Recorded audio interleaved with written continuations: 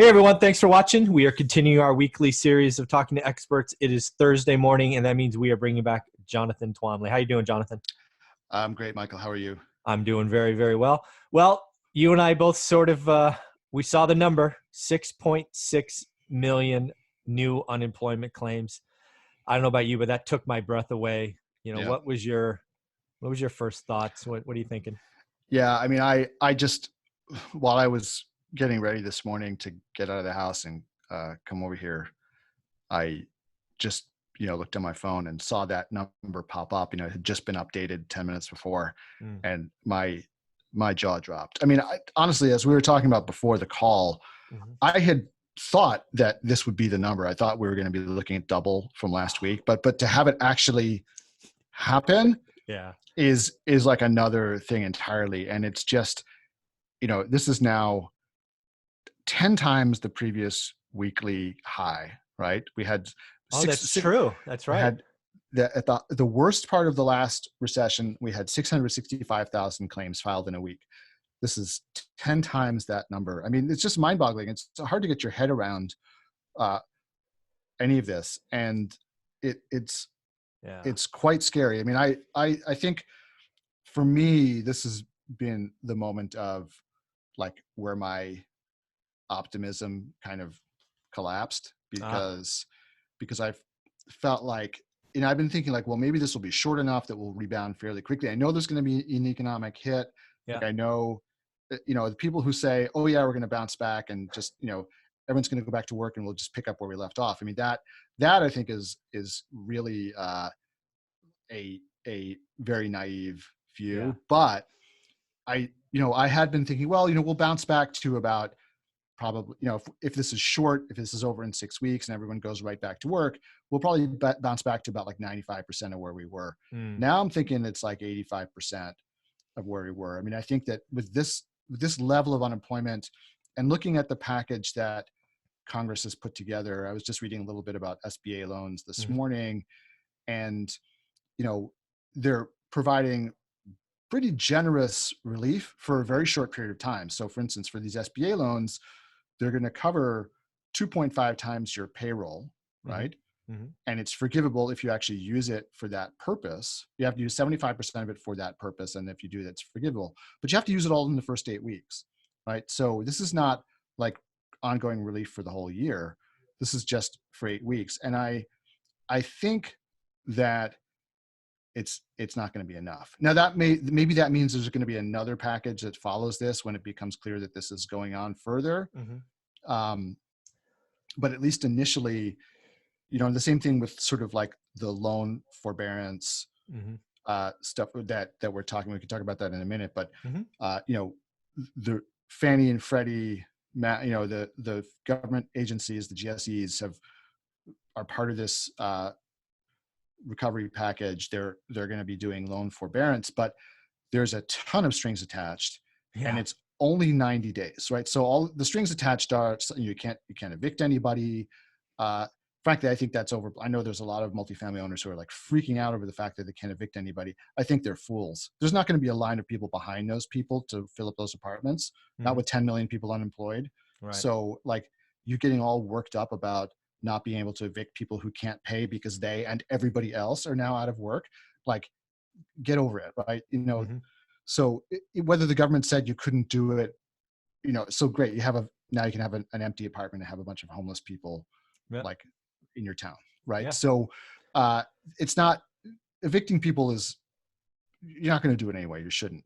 But the loan forbearance, right, that now you have to agree not to evict anybody is only for 90 days. Mhm. And that, and then once the 90 days are over, if you if you don't if you still can't pay your mortgage, then it just goes back into normal, like you're going to be a problem Yep. loan, right? Yep. And it's going to hit your business credit and all these other things are going to happen.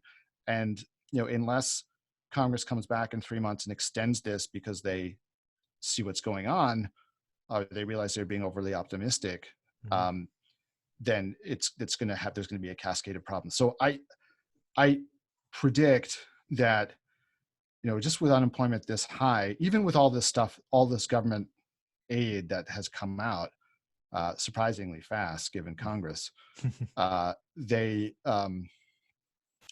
there's still going to be a lot of businesses that never come back, right? I mean, there are going to be Yeah. businesses that just, I think a lot of people are probably shocked by.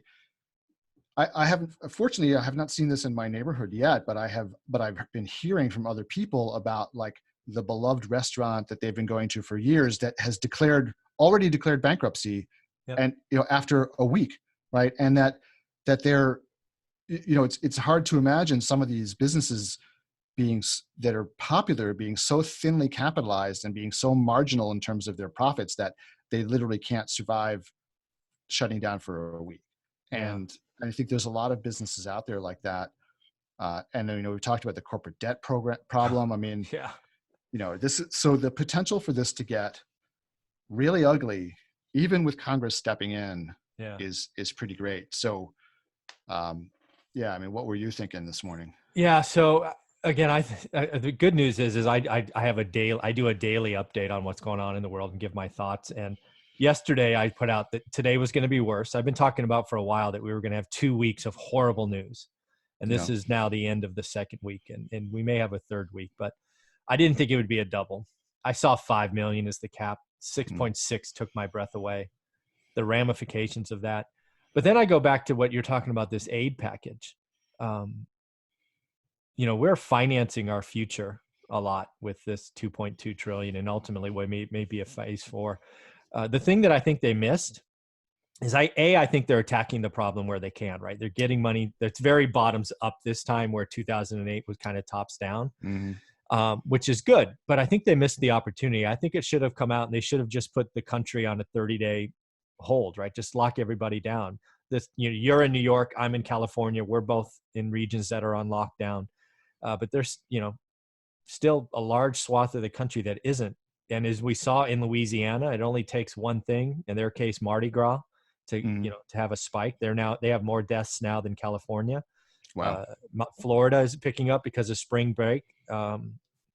We all just need to take a pause. We all need to go sit at home and spend time with family for 30 days so we can start bringing back the economy. Right now, it's like you said, or like I think you said last week, it's this thought about talking about the great return it's getting farther and farther away, and then the government has to come back and extend programs and stuff. So, and then forbearance is not what everybody thinks it is, because a lot of single family home folks are like, okay, just rough numbers, right? $1,000 payment.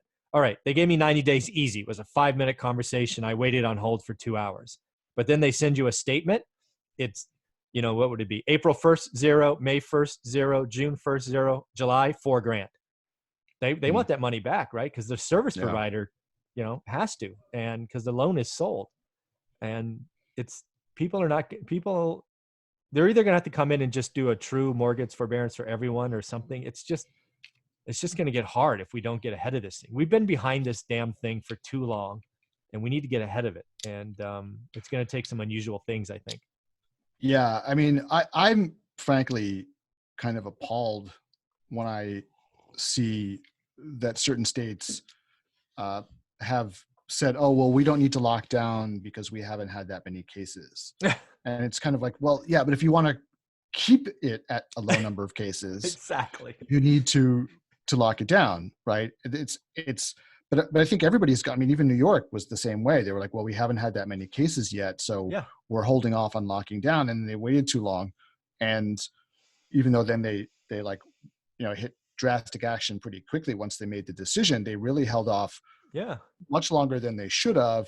And now here we are with, the most cases we've got like half the cases in the country in New York City. Yeah, so the hot spot of the world, unfortunately. Yeah. So, and it's just, it's a little crazy. Like, I get into bed at night and you can just hear the ambulance sirens. Like, when we always heard, we live right near a fire station, so we would hear the fire engines fairly often. But this is just like ambulance after ambulance after ambulance you're hearing at night, and it's from somebody who has just hit that point where they got to be hospitalized for this, and it's a scary time. And I think I hope, this is a hope, but I don't really have much faith in this happening.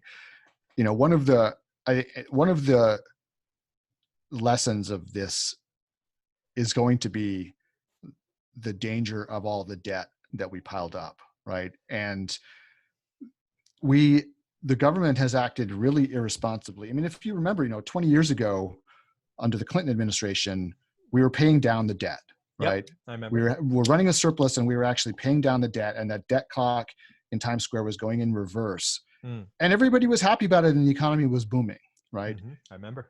And then the Bush administration came in, and they said, oh, no, we have to cut taxes. Oh, and we're going to go start a bunch of wars, and we're not going to make people pay for it. We're just going to run up debt. And then, so we were already in a debt problem when the last financial crisis happened. And then the response was more debt. And now the response to this debt crisis is more debt. And it's just,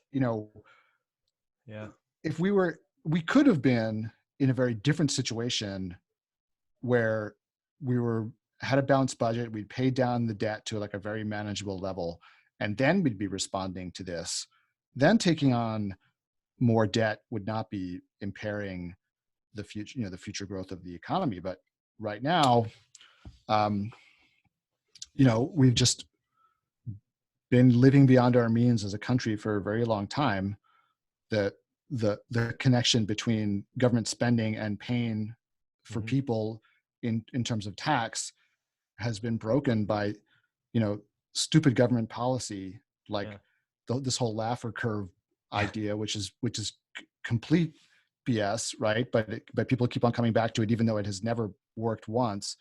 So, we as a country have gotten to, we have like lost the connection between what the government is spending and how much pain it causes us personally, because it doesn't matter anymore. Like the government just keep on spending more money, and we keep on getting tax cuts. And that's not how responsible people live their lives. Right. And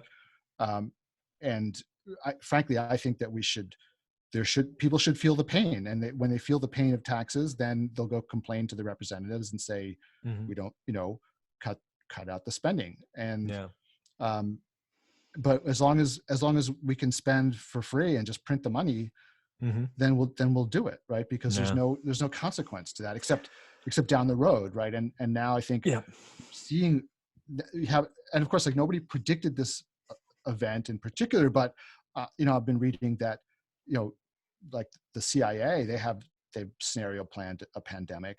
I'm sure they have, as they should have, right? And I would hope, and that and we could have predicted that if there were an event like this, that it would be the debt that would destroy us. So I mean, this is a little crying over spilt milk. There's nothing we could do about it now because this has been a problem for 40 years. But I mean, I hope that like maybe our children or our children's children will learn from this event and kind of get. Well, our children's children are certainly going to look at the chart, just like we look at the Great Depression. Yeah. They're going to look at the chart and just see, I mean, just talk about unemployment, right? The old record was 665, I think. And now we just did 6.6 million. It's going to stick out like a sore thumb. So the lessons will be there for them to look at, and let's hope they listen. I want to talk about the commercial market because we're basically in the residential or apartment space, but this question is more broadly because there is going to be so much pain in the commercial market, right? Think office, meaning retail, office retail. Yeah. Where do you think the pain is felt first? Does it have to be retail first, just given everybody's shut down and, you have Cheesecake Factory saying they're not paying their rent and all of that? Is it office because they're proving that, work from home can work? And then there's WeWork today that they're not getting their $3 billion lifeline from SoftBank. So I bet they'll be claiming bankruptcy by the end of April. I mean, where does this go? Yeah. I mean, well, answering the second question first, I actually am not convinced that this work from home, this is actually going to prove the work from home thing, because I think, and the reason being, I think everyone's working from home and they're stuck there and they're not like seeing people and they're not, and they're all pretty miserable. So I think that's true. I think it may wind up where people feel like, actually, no, I don't really want to work from home. I mean, there are always going to be some people who want to, right? Okay. Always going to be some people who want to, but I think that for a lot of people, they're going to, that's true. The whole, that bubble of like, oh, if I could only work from home, that would be great. Yeah. Is going to be burst by, I don't like it. yeah, like by actually doing it, you know? And I think so. Okay. So I'm not so sure that that's going to really be the ultimate effect of this, that everyone's going to work from home and offices are going to collapse. But I think it's highly likely though that, you know, we've had this not bloated, but I mean, when you have a long expansion, like we just had, companies get bloated, right? Yep.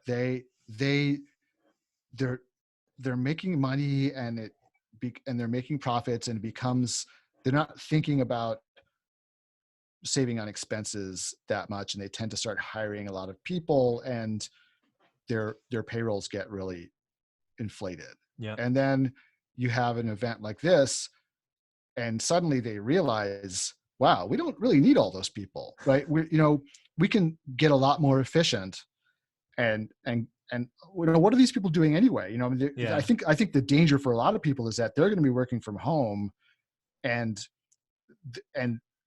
their bosses are going to realize they weren't really that necessary. And that's you true. know, because no, so I think there's going to be, I mean, there are going to be layoffs, right? That are not caused by just everything shutting down.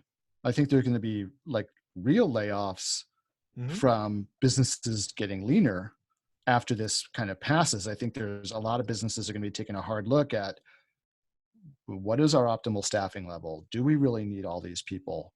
You know, and the other thing I've heard, I mean, this is frightening, especially as an entrepreneur. Somebody was writing that because of COVID, they think that health insurance premiums are going to go up by 40% next year. Wow.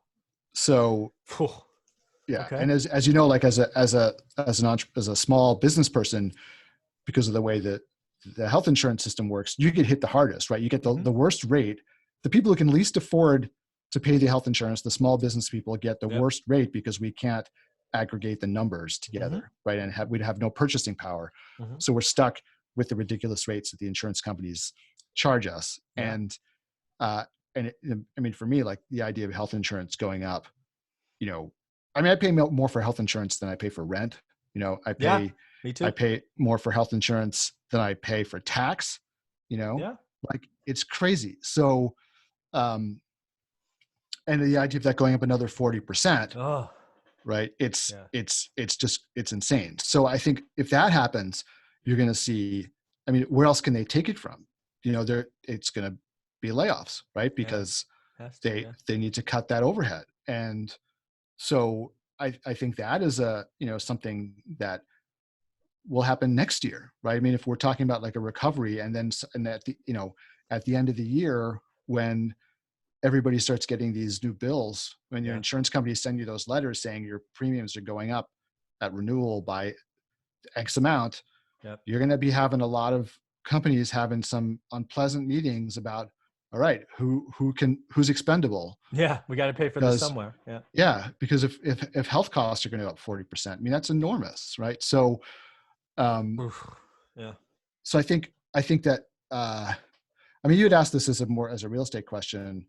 Offices, I mean, I think everything's going to get hit, but I do think retail is going to get hit the hardest and the earliest, you know, because it's a lot of that retail is already vulnerable to Amazon. And I think, and as we're seeing a lot of them, we're running on really thin margins, and they just, once they go to business, they don't come back, right? I mean, they're just gone.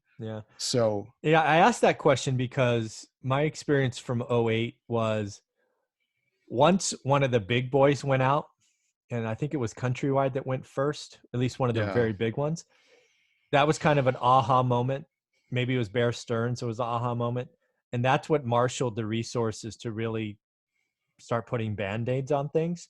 Right. So I ask this question because I think there's going to be a monster retailer, or not a retailer, but like a REIT or something Mm. Not the only one I can think of is Simon Properties, and I'm not picking on Simon Properties because I don't know their balance sheet, but it's going to be someone massive like that goes, okay, uncle bankrupt or chapter 13 or 11 or what, 7 or whatever it is, and that's going to wake people up. So we have to have some massive thing, and then the government will come in quickly and go, okay, everybody gets a 90-day holiday, or whatever it's going to be. I just think that's going to happen, and I think it will be in the retail sector. Is my guess. I mean, I can't, in thinking about this whole like debt issue and mortgage debt issue. I mean, I've been hearing people in my Facebook group saying, "Oh, we're going to have a Jubilee year where all debts are forgiven," and I just can't see how with the economy basically living on debt, how that could possibly not cause a depression, and like a massive, like to make the Great Depression look like the good old days. Oh my, scary. Yeah, exactly. Like because it's because every business, businesses are, like we talked about before, they borrow all this money to buy their own shares back and give their CEOs big bonuses, and now all that money's gone poof, right? But they still owe the debt. They still have to pay it, right? There's all of the creditors of, all the banks who lent them that money stupidly so they could buy their shares back. All those bondholders, all those people, all that wealth being destroyed by a Jubilee, so I think what's going to happen instead is like the government's literally going to have to come in and just pay everyone's mortgage. Not everyone, but like for all. And then when you talk about like, the whole like, why are they bailing out Wall Street and not Main Street? What about my mortgage and stuff? I mean, it's going to lead to all kinds of like, we've had problems with populism on the left and the right over the last 10 years. It's going to make that even worse, right? Because if they come in and bail out all of the commercial landlords everywhere and just pay their mortgages for them with free money, like to save the banking system, then everyone is going to be, well, what about me? Why don't you pay my mortgage? And it's, I just don't see how this. That is certainly a way it can go. I don't think, my guess is they're going to send out more money to the base, the citizens. And I think there's just going to be the bankruptcy courts are going to be very, very busy for the next 2 years. There will be some winners and losers, right? There'll be some too big to fails. Like I can't imagine us having 0 airlines in 90 days, which is a real option, right? I can't imagine Hilton and Marriott going out. Could one of them? Sure. Can't imagine Boeing going away given its defense portion. Right. So there'll be some companies that are picked, but I think there's going to be I think we'll have less companies, but that's part of the American economy and entrepreneurship. And, just think of all the great companies that were created in the 2008 aftermath. Right. And that will happen again. There's going to be pain felt by everybody in this. God, this thing just came out of nowhere. So, yeah. I mean, I think, just like in the Great Depression and the last time around, there will be new, world killing companies that are started during this time. I think that the people who start them are the people who go into this in good shape and are able to survive, right? So people who can, who are liquid enough that they can support themselves while they're working on this startup, right? But for people who are over there, swimming in debt, that there's no way that they're going to be able to do that unless somehow their debts are forgiven. And I don't really see like debt forgiveness being a thing. So no chance. So and I'm sure that in previous recessions that's the way it was. Like people who were, had low living expenses, had, like the Hewlett Packard guys working out of their garage in the 1930s, or name a company in the 1930s, or people who were able to start, in their basement, in their living room, the Silicon, like in the show Silicon Valley, the guys in their house, who are willing to eat ramen noodles for years on end, and don't have families and stuff. I mean, they'll be able to do this. But I think for people who are, we're going to see a lot of I think homeowners underwater in their mortgages, Oh, for sure. you know, and maybe not foreclosed on, but because the lending standards were stricter this time around, so they'll still be able to pay their mortgages, but they're going to be, it's going to be like the 1980s again in New York City, where we had a real estate crash here in the 80s, and there were people who were paying their mortgages, but they were underwater for years. Took years for that to Mm, recover to where they could like sell their houses, because if they bought at the top, they were just yeah. stuck with a mortgage that with negative equity. Yeah. So I think we're going to see a lot, like, because we've had this massive housing bubble over the last few years, we're going to see a lot of people with negative equity who um, Yeah. just paying out on, because they still need to live someplace, Right. and they just have to wait it out until they can move. Yeah. So That's actually a question I have about New York, because one of the things I'm already looking at is try to figure out what really changes after this, right? What lessons learned? Do we really trade down? Do we save? Do we work? I mean, just all these questions I have that I'm looking at every day. And one of the ones I had that I wanted to ask you is about New York, right? yeah. New York is hard hit, obviously. One of the reasons it's hard hit is because it's very vertical and very densely populated, obviously. Do you think there's an increased move for people who will just move out and go south, right? The whole let's go to Florida or wherever it is, North Carolina or whatever. Do you think New York has an exodus of the 60 and over, coming up, this year, and thus more supply? I mean, I don't know. I don't know if it's the 60 and over crowd, because I think those folks, to the extent that they're homeowners, Hmm. bought their homes a long time ago and they have a low basis, and Sure. they're not paying that their housing costs. They might actually have to pay more housing costs if they moved. Oh, A lot of okay. those people, right? All right. So even if they move Hmm. south, Okay. so I'm not sure that we're going to see that happening. And I don't feel like the retiring to Florida thing is what it used to be. And Hmm. like, it used to be when I was a kid. I mean, every old person in New York moved to Florida when they got old. But that was like the World War II generation, right? And I Okay. think Yeah. the baby boomers are different. They seem to want to stay here. Ah, okay. So I think it's more young people who are priced out of everything. They've already started leaving because they're just priced out of everything in New York Ah, City. So that I could see continuing. I don't think the young people will be scared by like coronavirus or no. density. Yeah. I think it's more that they're, unless there's a big correction in the cost of housing, then which conceivably could happen, I suppose, if there were a big enough kind of wave of like all those new buildings that got foreclosed, like they're Yeah. just coming out of the ground now, get Right. foreclosed on, and then they're bought for pennies on the dollar, and the new owners lease them up at much lower rents.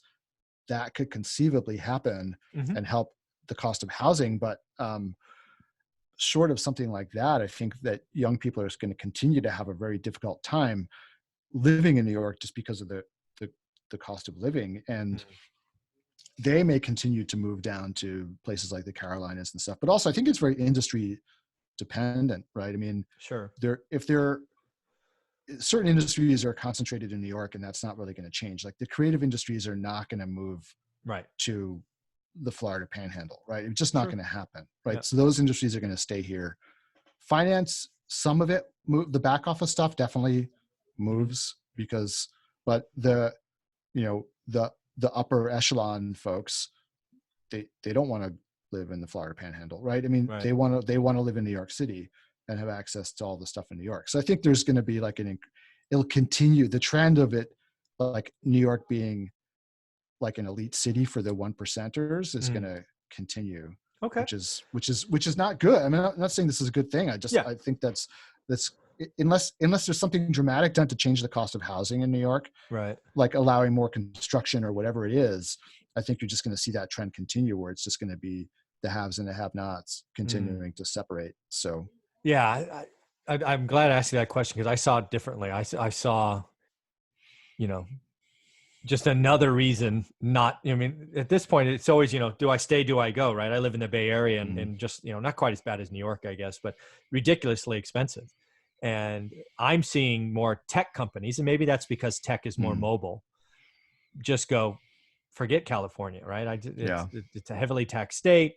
I can be, I can be a tech entrepreneur anywhere. Let's go to Texas or Nevada or wherever. So, Yeah, I think with the tech companies, what you probably have too is they have a lot of like young employees, right? And yes. they have and so Yeah. those people can't afford to live in the Bay Area, and they're thinking No. about like how do we attract talent? Yes. We can't. All of our employees are priced. We can pay them really generously, but they're still living in like ridiculous living conditions. So we'll just Yeah. move because we can be anywhere. Whereas I think like with some, with I just don't see like you know the some businesses need to be concentrated like Yeah. you You're know right. so don't see a lot of those businesses leaving New York, but certainly like sending back office operations Yeah. out of the city for sure. And you know I think that's been happening for a while and just Okay. continue to happen. Very Yeah. cool. So the last question I want to get to is, where's the, I don't know, stress level, craziness going in the multifamily apartment space? I know you have to be happy that you sold and got liquid, but when you watch people around you and you have the pulse on so many things, where are people on the freak out scale? It's pretty high. Yeah. I mean, I've been seeing what some of my colleagues are doing in terms of trying to get out ahead of this, Mm-hmm. and they're very busy. They're definitely in crisis management mode right now, and it's in all directions because they've got to, on the one hand, they're trying to take care of their tenants, Yep. right? So first they're trying to impose like the safety restrictions so that tenants are not getting sick, and their employees are not getting sick, right? And then they're trying to help their tenants apply for whatever relief is available to them. So whether that's unemployment or other relief, they're also trying to get ahead of you know working out payment plans with their tenants so Mm-hmm. that people who can afford to pay, the people who can afford to pay something pay, that people who can't afford to pay anything, like what's how they're dealing with those situations. um, you know I've been talking to people who are uh, for example, going to all of their strongest tenants and saying, hey, look, if you can pay your rent for the next year ahead of time, we'll give you 2 months for free and no rent increase, right? Mm-hmm. Or just anything to get cash in the door now. They're all capex comes to a halt, Yeah. right? If it's not necessary, capex comes to a halt, right? You're not. You're trying to minimize your like those people who are like, oh, the government's stopping me from evicting all these tenants. Like, you guys have turn costs. Like, you're not thinking about the turn Yeah, costs exactly. of eviction, right? And so, in a typical situation, if you have, basically have, in the best of times, 30 days of vacancy, and plus it's going to cost you about a month's worth of rent Yeah. to fix up the apartment. So you're looking at 2 months of vacancy. Well, look, why not just have 2 months of your tenant who's been there for a couple of years not paying rent? Mm. It's the same thing, right? Yeah. So, especially because you don't know when the next tenant's gonna come in. Then on the other hand, so everybody is also on the phone with your bankers and they're trying to figure out the forbearance situation and how that's going to work, right? And Mm. so there's massive like just triage to get cash in the door, preserve cash, and then figure out how they're gonna, what the forbearance looks like, how they can avoid forbearance. Because basically the other thing too is like you want forbearance to be your last resort, right? People Right. are not going and saying, oh great, I'm getting 3 months of forbearance. Like you want to go and show that you know you have stopped paying your investors distributions. You have Yeah. stopped paying asset management fees to yourself. You have stopped unnecessary capex. You are making efforts to collect rent from everybody that you can collect from. You have a forbearance plan for people that you can't collect from. And, you have you've got reserves and you're paying your mortgage out of reserves, and you're going to your shareholders or your members and making capital calls. Like all those things have to happen Mm. before you do forbearance, if you don't want the forbearance to come back to bite you later in terms of like your reduced ability to get debt in the future. Mm-hmm. How the lenders are going to service your loans and stuff like that. So Mm-hmm. this is not like free money. No. For property owners. So what I'm seeing is, you know, my my proactive colleagues really like coming up with like it's like literally like a 10 or a 15-point plan of what they're doing. And I'm sure that they're just running around like, chickens with their heads cut off, trying to Yeah. do all these things at once. Yeah. So, um, I guess the one question I also wanted to follow up on that one is, right, those are generally the general partners that are doing all of that work. yeah, Where what's a limited partner to think today, right? Are they already probably being notified that their preferred return or their pref is not coming for, 90 days? Or, what do you think an LP is thinking today or been communicated in most cases? so hopefully the sponsors are communicating with the LPs and telling them, that they should not expect any distributions this year, period. I'm not talking about 90 days. I mean, Okay. they're going to be behind in cash collections. Yes. So, they're going to, I wouldn't expect to get any returns this year unless, you're the basic, this is a property that was purchased 20 years ago, Right. and it's like the debt is really low, and you basically are operating the thing at this, very low expense ratio, and you don't have to worry about debt or much debt. Like, Okay. those properties are rare because everybody has been taking advantage of the great valuations to refi and pull Yep. cash out and do all these things, and they've loaded themselves up with debt, and that's going to come back to bite them. But if so don't expect any distributions this year, right? Okay. Get ready for capital calls because they're probably coming. And and it's serious business if you don't do the capital call, because it's going to be tough to get forbearance from banks if they haven't done capital calls first, right? So because the lenders are going to be expecting you to have done everything possible first before you apply for forbearance. And again, as we said before, forbearance is only for 90 days. So and it's forbearance. It's not, debt is going to have to be repaid over the course of what you're going to have to come up with a payment plan for your investor to make it, so with your lenders, to make up those lost payments. So that cash has got to come from somewhere, right? That burden is not going away. So just another example of don't overpay for stuff. Things don't go to the heavens. I'm glad we both sold. I mean, we took a lot of heat for selling when we did, but I'm really happy to be pretty liquid today. I just feel relieved. I'm not gloating about it. I feel relieved that I did, and that I'm not dealing with these things right now. Can you and obviously, imagine? Like I said, I couldn't predict it. I can't take credit. I had no idea this was going to, I thought we were going to have a run of the mill recession, but which wouldn't have hurt, would have hurt, but it wouldn't have hurt that much. Yeah. I never saw this coming, but I just feel like, thank goodness that by luck that I did I did sell, and I'm not dealing with these things, and just have cash on hand to get through this, right? Because I'm not even, I mean, last week you and I were talking about kind of rubbing our hands about like the opportunities to come. Yeah. This morning, after seeing the number, my first thought was just, thank God I have cash in the bank just to get through this, because I don't know what's going to happen, how long this is going to last. And, I'm just thinking about survival now rather than taking advantage. I think it's too early. And this on that thought, I kind of want to make one other point. I've been seeing a lot of people like on Facebook talking about how, everyone's scared, so I'm going to be greedy now. and the thing is that they're getting it wrong, because that's not really how that works. Like those people are the kind of like the dippers, or the dips. Let's call them dips. And they're still bulls. They still think that this is going to be short and sweet, and they can like run in, grab a deal, and it's going to go up. It's just going to keep on going up, just like it was. The bottom won't be in until all those people are gone. Washed. Right?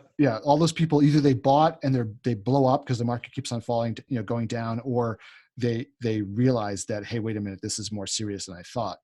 It won't be until there's like general despair that the bottom is in on this thing. And right now what I'm seeing is too much there's still too much greed. Like Mm-hmm. there's just people who are just the people who were greedy when other people were greedy, but thought they were contrarian are now saying, oh, I'm a contrarian. I'm greedy now because everyone's scared.